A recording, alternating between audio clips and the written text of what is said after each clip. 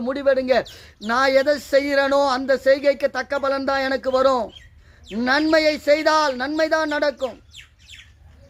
ஏசாமி சொல்லுகிறார், கத்தி எடுத்தவனுக்கு கத்தியால தான் சாவுன்னு.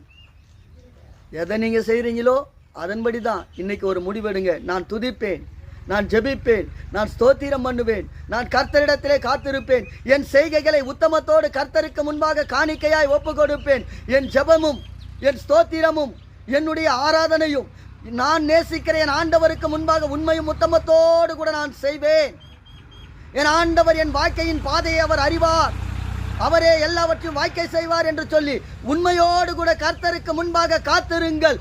நீங்கள் கண் விழிக்கிற போது ஆசீர்வாதமான ஒரு வாழ்க்கையை கர்த்தர் உங்களுக்கு கொடுத்து நன்மையானதை தந்து ஆசீர்வதித்து உயர்த்துவார். எத்தனை பேர் விசுவாசிக்கிறீங்க?